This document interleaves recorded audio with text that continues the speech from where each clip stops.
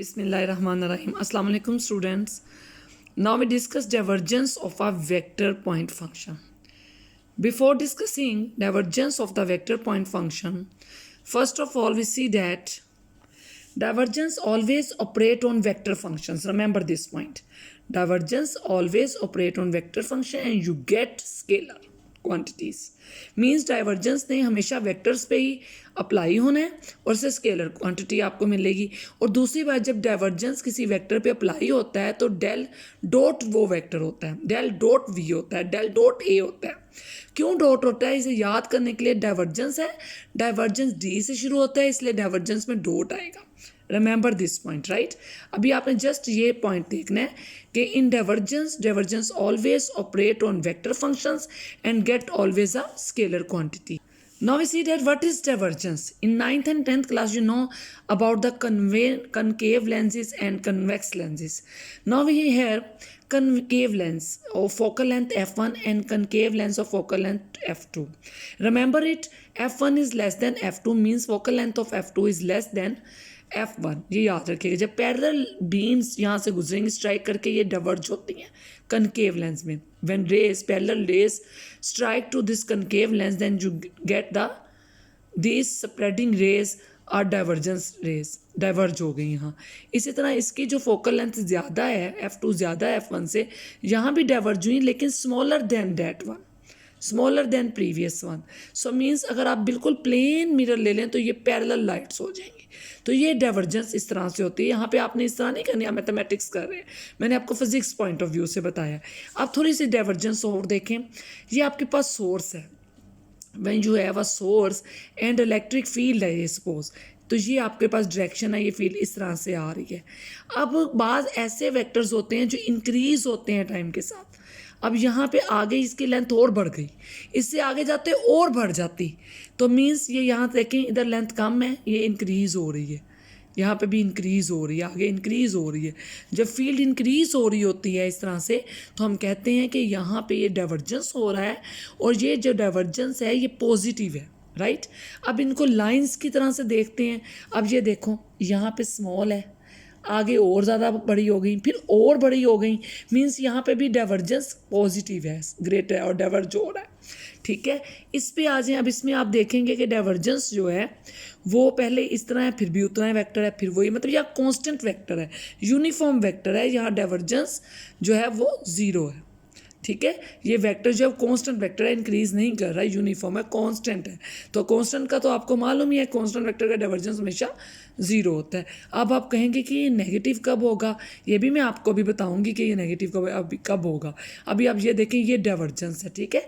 जब ये चीज़ इंक्रीज हो रही होती है तो वो डाइवर्ज हो रही होती है, ठीक है। ये चीज़ें आपने ज़रा याद रखनी। हम थोड़ा सा डाइवर्जेंस की तरफ आते हैं, उसके बाद मैं आपको नेगेटिव डाइवर्जेंस भी बताऊंगी, ठीक है। ये मैंने आपको फिगर भी ये देखें क्लोज करके दिखा दी, आप इसी तरह से इसको देख लें जी। अब ये बुक पे आए, ये देखें, this is a vector and this is the differentiable vector point function when you apply dot product del operator with dot product इसके साथ वेक्टर के साथ लेंगे तो आपके पास ये चीज़ आ जाएगी। पहले मैंने डेल की वैल्यू लगाई, फिर मैंने वेक्टर ए की लगाई, और जब इसको आप इसमें डॉट प्रोडक्ट लेंगे you get this one here I J K नहीं है, so this is a scalar quantity. और remember it, del dot A is not equal to A dot del. इसको कम्यूटेटिव लॉ से ना करना, ये वो चीज़ नहीं है। जब डेल इज़ एन ऑपरेटर, जब ये ऑपरेटर के आगे ए होगा तो वो उसके ऊपर अप्लाई होगा तो हम पार्शियल लेंगे ए का, लेकिन जब ये वेक्टर पहले होगा तो ये पार्शियल के लेफ्ट साइड पे लगेगा। ये दोनों इक्वल नहीं होते, इसे याद रखना है। If A is a constant vector then this one is zero. मैंने आपको अभी बताया वहाँ पे कि ये जो कॉन्स्टेंट जब वेक्टर होता है तो वो उसका डाइवर्जेंस ज़ीरो हो जाती है, और जब डाइवर्जेंस ज़ीरो हो जाती है उस स्पेशल वेक्टर को हम क्या कहते हैं कि ये सोलेनॉइडल वेक्टर है, ठीक है। इसका भी ये स्पेशल नेम है, ये भी आपने देख लेना है। इसके बाद एग्जांपल देखें। एग्जांपल में vector A is given and the question is find del dot A. When you want to find del dot A, इसके लिए पहले डेल की वैल्यू लगाएं, मीन्स पहले डेल डॉट ए आप इस तरह लिखें, del is equal to this vector this one and dot A vector which is given as. Now apply dot product here then you get, ये देखें आप, इसमें जब आपने अप्लाई किया फिर उसका पार्शियल डेरिवेटिव लिया तो आपके पास ये आंसर आ गया। The question is find divergence of vector A at this point. Now substitute this point in x, y, z, then you get minus 3. This is the answer of this example number 4. Now there are some important theorems. If a and b are differentiable vector point function and phi is a differentiable scalar point function then prove that. जब आप del dot A plus B लेंगे, इसे prove करना है इसके equal. फिर आपने del dot phi A is equal to phi del dot A plus A dot del phi, इसे प्रूव करना है आपने. दोनों प्रूफ गिवन है. First of all A vector and B vector is given. First of all find A plus B that is equal to this one. When you operate del on this plus vectors, then you get s. Now separate the partial derivatives, you get this one. And after that, you know that partial a1 over partial x plus partial a2 over partial y plus partial a2 or partial z, this is equal to del dot a. You know it, हमने पीछे किया भी है. This one is del dot b, hence proved. Now the next one we have, अगर आप phi ए, आपने del dot phi ए पे operate करना. Just first find phi A is equal to, because phi is a scalar, phi A 1 I plus phi A 2 J plus phi A 3 K. When you operate del here, then partial over partial x, you know, first write del value, partial over partial x I plus partial y j plus partial y k, and then write phi a, that is equal to this one, and then operate here and you get the dot product is equal to this one. And phi is a scalar quantity, and you can write y is a scalar quantity, first phi as it is, and the partial a1 over partial x plus partial phi over partial x and a1 as it is, plus similarly you can solve it as. Now a1 a2 phi, separate these three terms as and plus these terms, and you know that phi, this one is equal to del dot a, remember it, and this one is equal to partial phi over partial x I plus partial phi over partial y j plus partial phi over partial z k dot a1 I a2 j a3 k. If you simplify it further, then you get the same term. Now after this one is equal to, this is del phi and dot vector a here, hence proved. And remember it, if phi is constant, अगर phi scalar point function ना हो, ये constant हो, then it is equal to this one, right? ये भी आप देख लीजिएगा. इसके बाद हमने करना है Laplacian क्या है? If phi x y z is a scalar point function, then the divergence of the gradient of phi, पहले phi का gradient लो, फिर उसका divergence लो, तो जो आंसर जो आता है आपके पास, जो इक्वेशन आती है वो होती है Laplace equation. So del dot del phi is the gradient. When you take the del dot del phi, that is equal to del square phi is called the Laplacian of phi, and the equation del square phi is equal to 0 is called Laplace equation. इसको Laplace equation कहते हैं, ठीक है. ये हम complex वगैरह में भी ये चीज़ें हैं. Now if a scalar function, if you have any scalar function, that scalar function satisfying this Laplace equation in certain region, then phi is said to be harmonic function.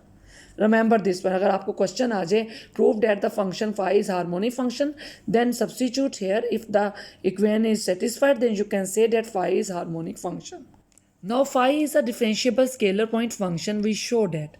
हमने ये शो करना है. फिर del square is equal to this Laplace operator, we have del dot del phi. आप इसको del phi पहले find कीजिएगा.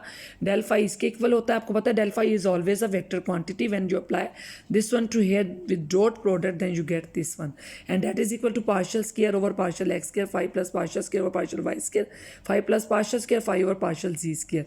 And can you write this one as? Yes, we can write, and that is del square phi, hence proved. And similarly find del square phi if phi is equal to this one. So substitute only in place of phi this value. Del square phi is equal to this one. We have proved it in the previous theorem. So when you partial phi over, what is partial phi over partial x? That is equal to this one. Partial square phi over partial x square, that is equal to this one. Partial phi over partial y, this one. Partial square phi over partial y square, मतलब इसी का double partial derivative तो ये आ जाएगा. इसी तरह ये दोनों इन सबको वहाँ पुट कर दें, क्योंकि जो आपकी रिक्वायरमेंट थी वो आपने सेपरेटली निकाल के उसमें पुट कर दी. Then you get the del square phi, that is the required answer.